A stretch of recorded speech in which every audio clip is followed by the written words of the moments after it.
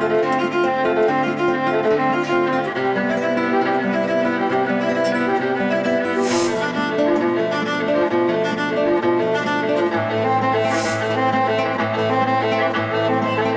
es el curso Cómo actuar frente a desastres de Aprendamos, una oportunidad para superarnos.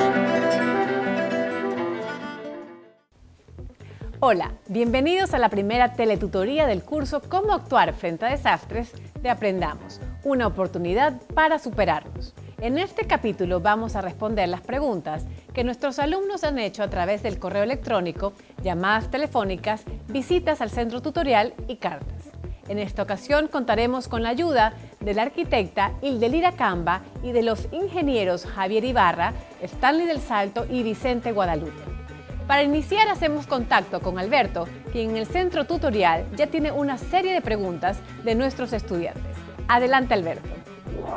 Hola Jimena, estoy aquí en el centro tutorial, muy contento de acompañar a nuestros estudiantes, que nos hacen preguntas semana a semana. Así que aquí nos ha llegado una nueva, que es de Ruth Domínguez, quien nos consulta desde Flor de Bastión. Adelante con la pregunta.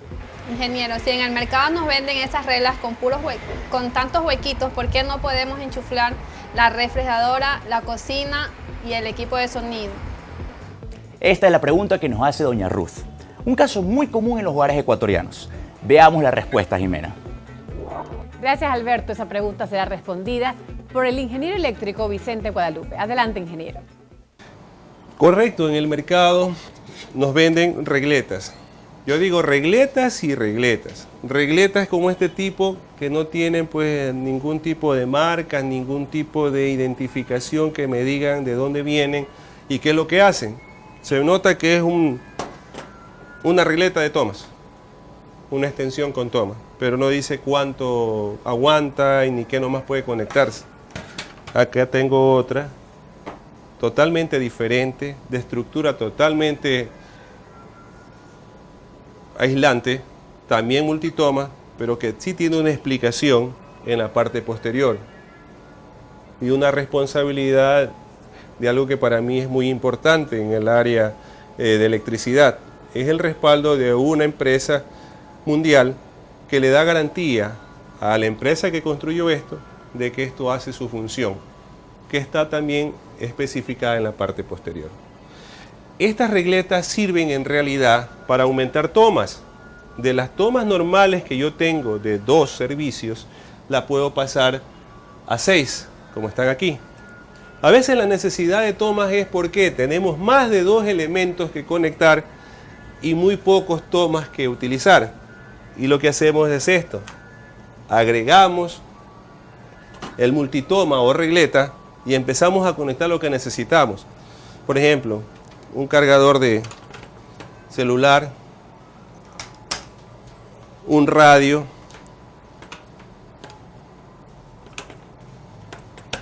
un computador,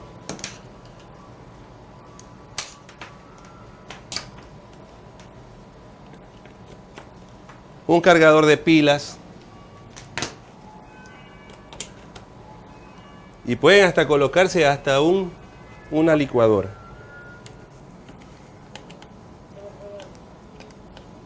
Al momento lo tengo conectado, pero debo saber que estos elementos que aumentan tomas tienen una capacidad y esa capacidad debe ser respetada porque están diseñados para eso. Aquí tenemos la regleta, hemos conectado algunos de los elementos que tenemos aquí. No he conectado la licuadora, no he conectado el ventilador, por razón de que estos elementos de por sí solos son cargas grandes que podrían ocasionar que la regleta se salga de su norma de construcción o de su capacidad o lo máximo que pueden soportar y empiecen a dañar los equipos. No es conveniente tampoco conectar en una regleta de este tipo licuadoras, refrigeradoras, equipos de sonido. ¿Por qué? Porque estos equipos son de mayor capacidad de lo que la regleta soportaría.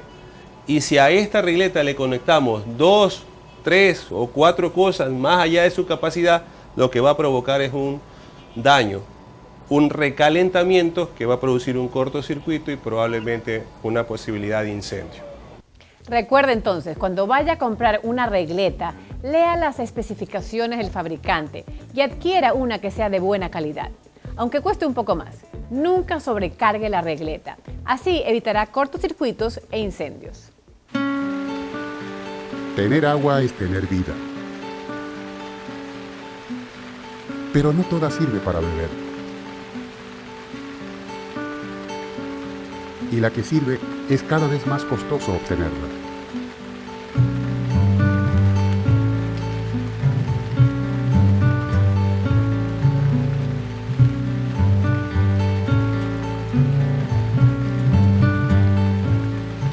Ahorremos agua. Ganaremos todos. Solo hace falta un cambio de actitud.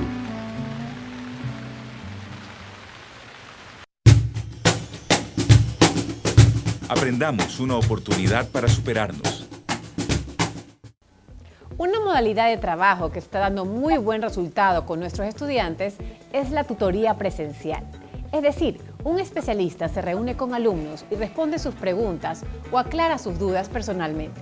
Veamos lo que ocurre en esta reunión de trabajo en el CAMI de la 29 y Oriente, en que la arquitecta Hildelida Camba contesta preguntas de un grupo de señoras del sur de la ciudad. ¿En qué parte de la casa comenzaríamos nosotros a ubicar dónde está el daño y dónde es perfecto para poder corregirlo? Hay dos cosas que son muy peligrosas en una casa. Lo primero son las instalaciones eléctricas. Yo empezaría por ahí revisando todos mis tomacorrientes, todos mis interruptores y mi panel de breaker. ¿En qué condiciones está? Tenerlo bien ubicado y desprotegido, digamos, en el sentido de que no colocar ningún refrigerador o aparato delante del panel de breaker, porque muchas veces por tapar eso lo cubrimos. Y en el momento en que tengo un incendio o necesito yo cortar la energía, tengo que primero mover el aparato para poder encontrar el panel. Entonces parto de ahí, mis instalaciones, mi panel de breaker, hacer una revisión periódica de cómo están esas instalaciones. Y lo segundo, el tanque de gas. Se debe de mantener un tanque de gas fuera de la casa. Debería tener siempre, al pie de la cocina, yo debo tener un pequeño patio donde debe de estar mi tanque. Fuera de la casa, no dentro de la casa. A ver si usted nos puede indicar cada qué tiempo se le hace mantenimiento a las instalaciones eléctricas. Lo recomendable de dar mantenimiento a nuestra casa, no solamente en las instalaciones eléctricas, sino también en nuestros techos, en nuestras cajas de desagüe, en nuestras cajas de aguas lluvias, es cuando termina nuestra época de verano que viene a ser la época seca, que puede ser en el mes de noviembre. ¿Por qué? Porque nuestra casa se está preparando ¿para qué?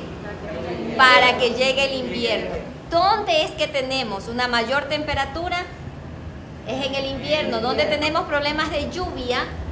En el invierno. Entonces siempre debo de darle mantenimiento a mi casa, es por el mes de noviembre, máximo diciembre, tenerla preparada.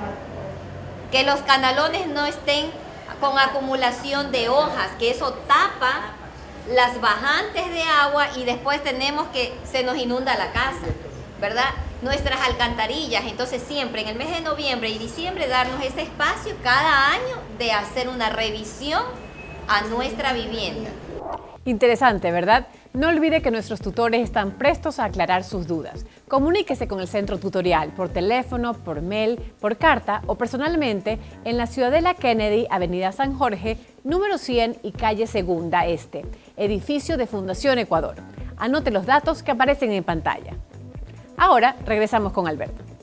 Jimena, y te comento que ya tenemos contacto directo con nuestra amiga Fiorella, que en este momento está en exteriores y nos va a hacer una pregunta muy interesante uno de los estudiantes. Veamos. Hola Fiorella, ¿qué nos traes? Jimena, Alberto, estoy aquí en el centro de Guayaquil paseando mientras ustedes trabajan. No, mentira. Estoy aquí con José Antonio, que nos tiene una inquietud muy importante para el programa. Díganos, Antonio. Como familia, ¿qué deberías hacer en caso de un terremoto? Claro que sí, la respuesta a esa y otras preguntas que de seguro se hacen nuestros estudiantes las encontraremos en el siguiente informe. Preste mucha atención. Hay que tomarlo con seriedad porque si no, las cosas van a salir mal. O sea, no, suponiendo que estén en los dormitorios, de igual manera, ¿no? Están en los dormitorios, salir hacia el patio, que es la zona más segura, ¿no? Y colocarse en el centro del patio, no pegado a las paredes, porque ahí también sigue siendo una zona peligrosa. Y si hubiera el caso, ¿no? Acá hay una columna, ¿no? Las columnas siempre son sitios seguros. Igual la cocina, o sea, salir de la cocina, salir al comedor y con calma, es muy importante con calma, no perder la calma porque la desesperación conduce a que se pueda producir un accidente. Paso entonces por aquí. No, pero si esta puerta entonces eventualmente tenemos que repararla porque esta puerta está malograda. Yo salgo de aquí, punto. Lo dije yo. Mami, la puerta es acá. Es muy importante que la familia se reúna y haga un plan de emergencia, poniéndose de acuerdo en cómo salir de la casa hacia un lugar seguro. A cada persona se le da una tarea concreta durante la evacuación. Cortar el gas, por ejemplo, cortar el agua y la energía eléctrica, sacar la reserva de víveres. Revise el estado de los vidrios y espejos de la casa, reemplazando los que están quebrados. Revise las conexiones eléctricas, asegure las lámparas colgantes y los muebles pesados que podrían volcarse durante un sismo. Haga un ensayo en familia para probar cómo saldrían en caso de sismo, por qué puertas, hacia dónde y de qué manera cumple cada uno las tareas que le fueron asignadas. La experiencia aconseja tener una caja o maleta de supervivencia para que usted y su familia puedan enfrentar de mejor manera las primeras horas y días que siguen a un desastre. ¿Qué debe tener esta reserva? Un botiquín de primeros auxilios con elementos básicos para atender accidentes menores. Elementos de higiene personal, papel higiénico, jabón, cepillos, pasta dental. El agua es lo esencial. Hay que tener como mínimo 1 galón por persona al día, medio galón para beber y medio galón para las comidas e higiene personal. Alimentos. Los alimentos enlatados, frutos secos y granos son los que se recomiendan por su larga duración, pero usted elegirá los que más convengan según el lugar donde viva. Calcule raciones por persona para 3 días. Será muy útil una radio a pilas para estar informados. También cobijas para el frío, un sobre con copias de los documentos personales, una linterna, fósforos y velas. Todo esto dentro de una maleta, caja o mochila, puesta en un lugar de fácil ubicación para llevarla en caso de que la familia deba abandonar su vivienda. Ya estamos de regreso aquí en el Centro Tutorial, donde nos llegan sus cartas y nosotros ayudamos a responderlas. En este caso nos ha llegado una de Enrique Sanabria, quien vive en la 41 y la L. Su pregunta dice así: la escuela de mi hijo está lejos de mi casa. Me aterra solo pensar que ocurra algún terremoto o temblor fuerte y yo no esté presente. ¿Qué hago si esto sucede? Interesante pregunta. Le pedimos al ingeniero Javier Ibarra, instructor en prevención de riesgos de la Junta Cívica de Guayaquil, que la responda. Él se encuentra en el suburbio en este momento. En caso de emergencia, lo importante es salvaguardar la vida de uno primero. En la escuela, en el colegio, ya tienen también indicaciones y tienen su plan de emergencia establecido. Ellos saben qué es lo que hacer, cómo salvaguardar la vida de los niños y lo mejor es tranquilizarse. Obviamente van a tener un punto de reunión ya antes establecido, que en caso de que suceda esto, ¿cuál va a ser el lugar donde se van a encontrar? Puede ser la escuela, ¿no? Pero tenemos que esperar que pase ya el terremoto y que también pase las réplicas, porque luego del terremoto fuerte ya vienen movimientos más suaves, pero que justamente ahí es cuando colapsan algunos edificios. Entonces lo principal es mantener la calma. En la escuela ya tienen las indicaciones que tienen que llamar a las casas diciendo que los niños están bien, que no ha habido ningún problema, que se tranquilice. No trate usted de ir allá porque va a encontrarse con un tumulto también de gente y ahí es cuando viene lo grave. Después del terremoto, gente que toca cables o lugares que están electrificados, entonces usted corre más peligro ahí.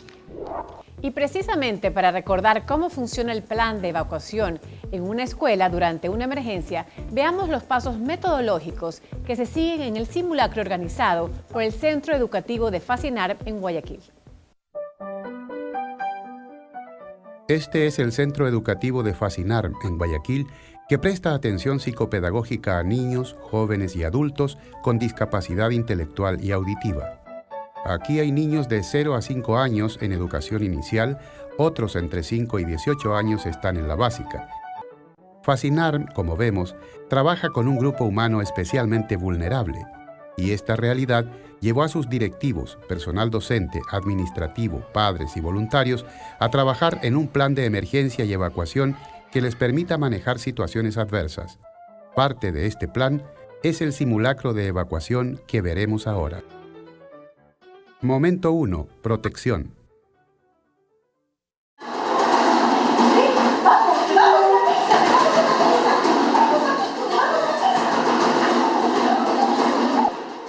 Los niños aprenden que durante un sismo deben agacharse, agarrarse y protegerse. Agacharse cubriéndose la nuca con las manos. Agarrarse de un objeto fuerte, por ejemplo una mesa sólida. Protegerse, alejándose de los objetos que le pueden caer encima.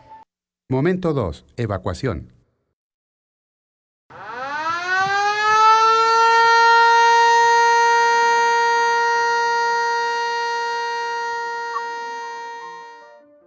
Cuando suena la alarma, hay que salir de las aulas y oficinas ordenadamente. Cada aula tiene un líder y un sublíder que guían a los alumnos al área de seguridad. El líder encabeza la fila, le siguen las personas con baja movilidad y luego el resto. El responsable de cada zona de seguridad conoce la cantidad de personas que hay en su área y esto permite darse cuenta si alguien se quedó atrapado o herido.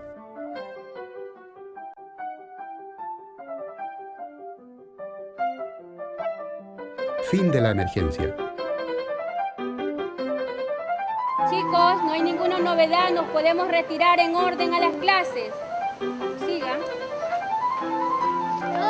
Por favor, en el mismo orden en que salieron.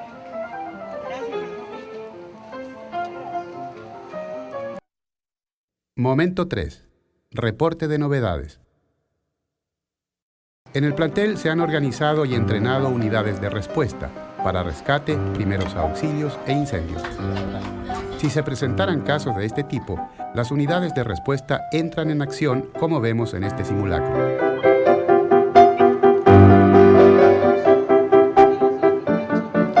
En todos los casos, las personas afectadas son llevadas a un punto donde pueden ser recogidas por la ambulancia y conducidas a un centro hospitalario.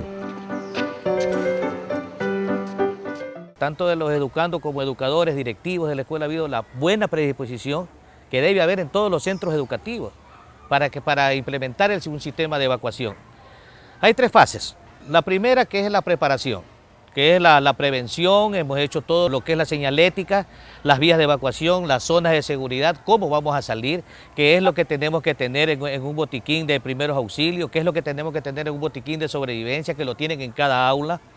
En la fase durante, cuando sucede el evento, cómo nos vamos a proteger. Y después, que es la evacuación en general. En lo que se refiere a la evacuación puede ser por 2 sistemas, ¿no? El uno, que es una sirena, y el otro, que puede ser un pito. ¿Por qué el pito? Porque en el momento del evento adverso es muy probable que la energía eléctrica se corte. Si se suscitara una novedad con una madre de familia que en este caso está comiendo en el bar y si le da un paro respiratorio, porque muchas personas pues se asustan con el sismo, se asustan con la sirena, le da un paro respiratorio, o un alumno esté jugando y se cayó y sufre una fractura, entonces va a reportar eso. Ahí entran en acción las brigadas ya constituidas en la primera fase, que es la prevención. En la prevención se constituyen brigadas de primeros auxilios, rescate y control de incendios. Entonces esas brigadas con sus respectivos equipos y con una preparación mucho más allá de una evacuación, ellos son los que van a entrar en dar respuesta a una atención prehospitalaria a las personas que lo necesiten. Una respuesta primaria.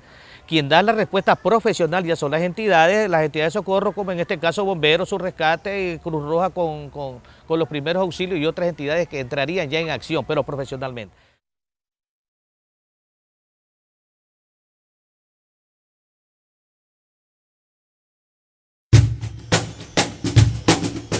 Aprendamos, una oportunidad para superarnos. Les sugerimos completar los cuestionarios que están al final de cada capítulo del libro. Esto les ayudará a fijar el conocimiento y les hará más fácil completar la evaluación cuando termine el curso. Pero tanto en la escuela como en la casa existen otro tipo de riesgos. Por ejemplo, los niños y niñas que navegan por internet. Jimena desde el estudio nos tiene más al respecto. Y seguimos respondiendo preguntas y aclarando dudas. Ahora contestamos un correo electrónico enviado por Santiago Yepes, que vive en las calles Calicuchima y Los Ríos. La pregunta dice lo siguiente: paso todo el día trabajando y tengo un hijo de 12 años de edad. Cuando llego a casa siempre lo encuentro pegado a la computadora navegando por internet. Me preocupa porque cada vez lo siento más callado y más lejano de mí. Le confieso que yo sé poco de internet, pero me parece que pasar tanto tiempo en el internet más perjudica que beneficia a los niños. Ingeniero El Salto, ¿qué respondería usted a esta pregunta? Punto 1. Pasa mucho tiempo solos enfrente del computador. Esa es una señal, ¿no?, que te debe alertar. Punto 2. Socializar en la red a horas extrañas, es estar metido en internet a horas que no son muy comunes, pasadas las 9 de la noche, 10 de la noche, 11 de la noche, de madrugada. Punto 3. Apagar la pantalla del computador cuando tú llegas o cambiar la pantalla del computador cuando tú llegas, ¿no? Y punto 4. Hablan sobre amigos en la red que uno no conoce. Es decir, comienzan a tener ciertas amistades que uno no son los amigos del colegio, que no son los amiguitos del barrio y que obviamente uno no sabe quiénes son. Entonces esos 4 puntos yo creo que son muy importantes, que te dicen que algo está pasando o por lo menos que debes tener mucho más cuidado con tu hijo, ¿no?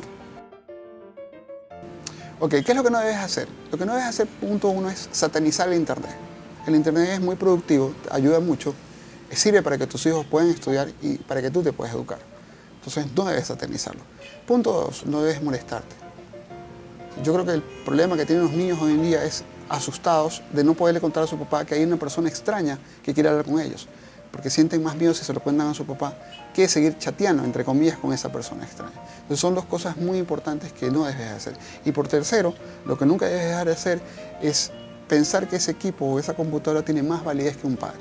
Es decir, tú eres el papá de ellos y por lo tanto tienes que acercarte, estar junto a ellos y no dejar por ningún momento que este computador te robe tiempo de calidad con tu hijo. Yo lo que le puedo decir a mi hijo que no caiga en menos de gente indeseable es que primero tenga conciencia que el internet es un mundo abierto y que existe mucha gente que no sabemos quién es. Lastimosamente no podemos saber quién está del otro lado de la computadora. No hablar con gente extraña. Esto es como son las reglas de la casa. Cuando te quedas solo en la casa, que es lo que decía papá, no hables con gente extraña. Si estás en la calle, no hables con gente extraña. Sucede lo mismo. Aquí es no chatees con gente extraña. Es decir, mantén una confianza con él estricta sobre el tema, ¿no? Y habla con él claramente sobre los problemas que te perturban o que quieres conocer, ¿no? Entonces, señor Yepes, sintetizando la respuesta, podríamos decir que el internet es una excelente herramienta educativa para todos, pero también puede ser nocivo si no se llega a distinguir la información de buena calidad de la información basura, si no se llega a tener una buena comunicación con su hijo o hija. Ninguna supervisión es suficiente si no existe confianza mutua, basada en el amor. Aprendamos.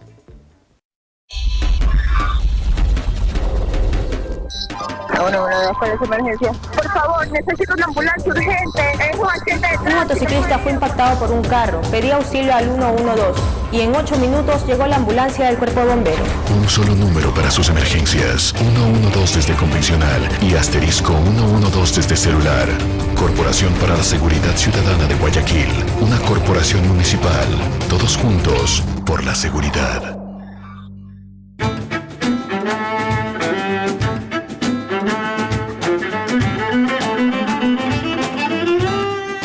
Está viendo el curso Cómo actuar frente a desastres de Aprendamos, un aporte de la muy ilustre Municipalidad de Guayaquil en alianza con canales de televisión de señal abierta, Diario Súper, Fundación Ecuador y Universidad Casa Grande, para la necesaria formación de una cultura de la prevención en nuestro país.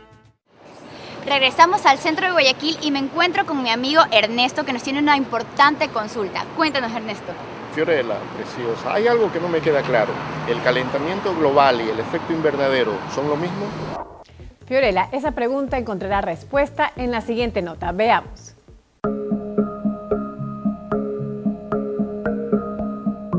Esta es la Tierra. La capa de gases que la rodea es la atmósfera. Entre las funciones de la atmósfera está la de atrapar energía solar y mantener dentro del planeta unos 15 grados centígrados, temperatura que permite que haya vida así como la conocemos. Sin atmósfera, los rayos del Sol escaparían al espacio y la temperatura a nivel del suelo bajaría a unos 18 grados centígrados bajo cero. A esto se le llama efecto invernadero. Los gases que retienen calor y producen el efecto invernadero son el dióxido de carbono, óxidos de nitrógeno, el metano, el ozono, el vapor de agua, entre otros. En una proporción equilibrada, los gases de efecto invernadero cumplen un papel muy importante, pero si aumentan sin equilibrio, retienen más energía solar de la que hace falta y la temperatura de todo el planeta se eleva con resultados desastrosos.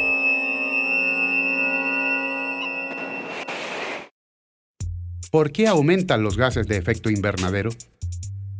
Los investigadores del tema hablan de tres grandes causas: la quema de combustibles fósiles como el carbón, el petróleo y el gas natural, la destrucción de bosques que absorben el dióxido de carbono, conocido como CO2, y el aumento de la población. Los árboles absorben un gran porcentaje del CO2 que echamos al aire y en cambio nos devuelven oxígeno. Pero si destruimos bosques y selvas para satisfacer las demandas de una población cada vez más numerosa y anualmente se descargan al aire 7.000 millones de toneladas de CO2 adicionales, ¿qué ocurre? La respuesta es calentamiento global. Al calentamiento global causado por el hombre, los científicos prefieren llamarlo cambio climático, para diferenciarlo de otros cambios en el clima originados por causas naturales. Hasta hace unos años, se pensaba que el agua de los océanos se calentaba solo en la superficie. Hoy sabemos que se calienta desde la superficie hasta los 3.000 metros de profundidad. Esto hace aumentar el volumen del agua y es una de las causas de que suba el nivel medio del mar. La otra causa es el deshielo de glaciares en los polos, precisamente por el aumento de la temperatura en el planeta. Efectos del cambio climático en el Ecuador. Uno de los efectos visibles es la disminución de los glaciares en volcanes como el Cotopaxi, por ejemplo, que registra una disminución de 50 metros por año.